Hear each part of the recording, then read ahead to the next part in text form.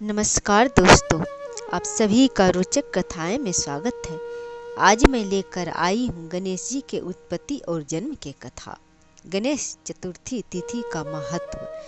पूर्व समय की बात है, संपूर्ण देवता और तपोधन ऋषिगण जब कार्य आरंभ करते थे तो उसमें उन्हें निश्चय ही सिद्धि प्राप्त हो जाती थी। कालांतर में ऐसी स्थिति आ गई कि अच्छे मार्ग पर चलने वाले लोग विघ्न का सामना करते थे। किसी प्रकार कार्य में सफलता पाने लगे और निष्कृष्ट कार्यशील व्यक्ति की कार्य सिद्धि हो जाते थे और उसमें कोई विघ्न नहीं आता था। तब पितरों सहित संपूर्ण देवताओं के मन में यह चिंता होने लगी कि असुरों का कार्य आसानी से सिद्ध हो जाते हैं और ऋषि मुनियों का कार्य बहुत कठिनाई से ही सिद्ध हो पाते हैं। तब पितर और देवता बड़ा दुखी थे और चिंता में पड़ गए।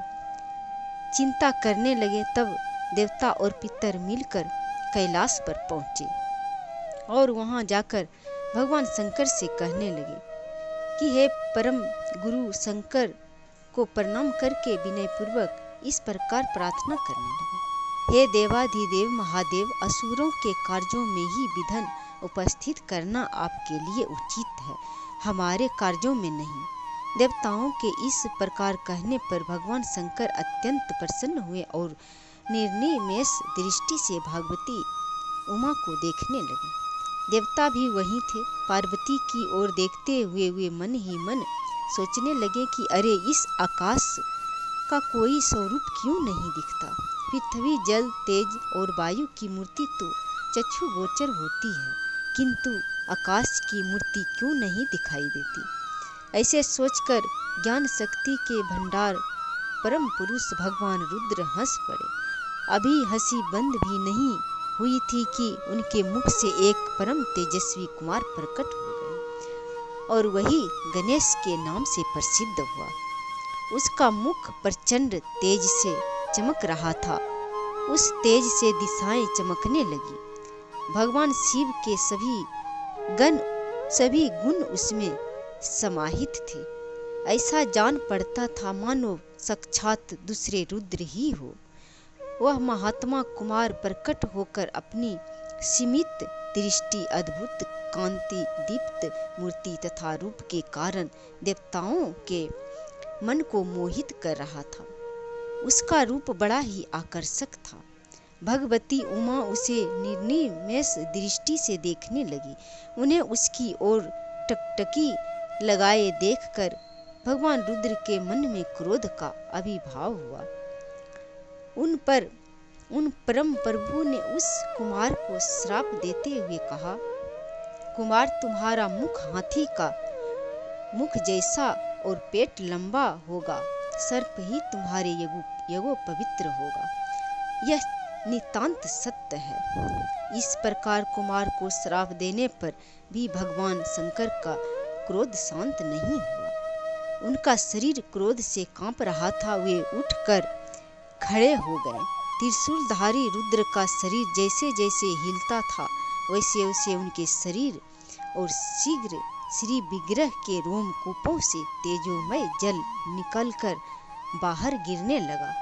उसे दूसरे अनेक विनायक उत्पन्न हो गए। उन सभी के मुख हाथी के मुख जैसे थे तथा उनके शरीर की आभा काले खैर वृक्ष या अंजन के समान थी। वे हाथों में अनेक प्रकार के अस्त्र शस्त्र लिए हुए थे। उस समय उन विनायकों को देखकर देवताओं की चिंता अधिक बढ़ गई। पृथ्वी में क्षोभ उत्पन्न हो गए तथा चतुर्मुख ब्रह्मा जी हंस पर विराजमान होकर आकाश में आए और यो कहने लगे, देवताओं, तुम लोग धन्य हो।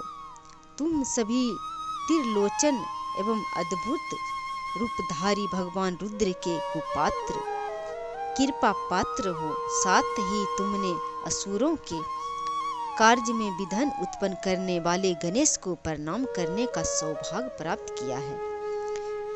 उनसे इस प्रकार कहने के पश्चात ब्रह्मा जी ने भगवान रुद्र से कहा, विभो, अपने मुख से प्रकट हुए इस बालक को ही आप इन विनायकों का स्वामी बना दें। ये विनायक इनके अनुगामी अनुचर बनकर रहे।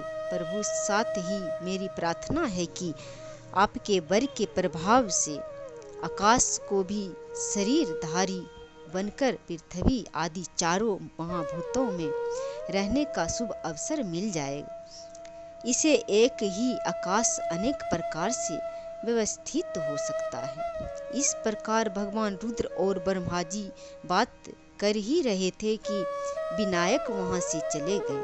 फिर पितामह ने शंभु से कहा, देव, आपके हाथ में अनेक समुचित अस्त्र है। आप ये अस्त्र तथा वर इस बालक को प्रदान करें, यह मेरी प्रार्थना है। ऐसा कहकर ब्रह्मा जी वहां से चले गए। तब भगवान शंकर ने अपने सुपुत्र गणेश से कहा, पुत्र विनायक, विघ्नहर, गजास्य और भवपुत्र, इन नामों से तुम प्रसिद्ध होगे। क्रूर दृष्टि वाले ये विनायक बड़े उग्र स्वभाव के हैं, पर ये सब तुम्हारी सेवा करेंगे। परकिष्ट, यज्ञ, दान आदि शुभ कर्म के प्रभाव से शक्तिशाली बनकर ये कार्यों में सिद्धि प्रदान करेंगे। तुम देवताओं, यज्ञों तथा अन्य कार्यों में भी सर्वश्रेष्ठ स्थान प्राप्त होगा। सर्वप्रथम पूजा पाने का अधिकारी तुम्हारा होगा। यदि ऐसा न हुआ तो तुम्हारे द्वारा उस कार्य की सफलता में बाधित होगी। जब ये बातें समाप्त हो गई तब भगवान शंकर ने देवताओं के साथ विभिन्न तीर्थों के जल से पूर्ण स्वर्ण कलशों के जल द्वारा गणेश का अभिषेक किया। इस प्रकार जल से अभिषिक्त होकर विनायकों के स्वामी भगवान गणेश अद्भुत शोभा होने लगी। उन्हें अभिषिक्त देखकर सभी देवता भगवान शंकर के सामने ही उनकी इस प्रकार स्तुति करने लगे। गजानन, आपको नमस्कार है। गणनायक, आपको प्रणाम है। विनायक, आपको नमस्कार। चंड विक्रम, आपको अभिवादन है। आप विघ्नों का विनाश करने वाले हैं, आपको प्रणाम है। सर्प की करधनी से सुशोभित भगवान, आपको अभिवादन है। आप रुद्र के मुख से उत्पन्न हुए हैं तथा लंबे उदर से सुशोभित हैं, आपको नमस्कार है। हम सभी देवता आपको प्रणाम करते हैं, अतः आप सर्वदा विघ्नों को शांत करें। इस प्रकार भगवान रुद्र ने महापुरुष श्री गणेश जी का अभिषेक कर दिया और देवताओं द्वारा उनकी स्तुति संपन्न हो गई। तब वे भगवती पार्वती के पुत्र रूप में शोभा पाने लगे।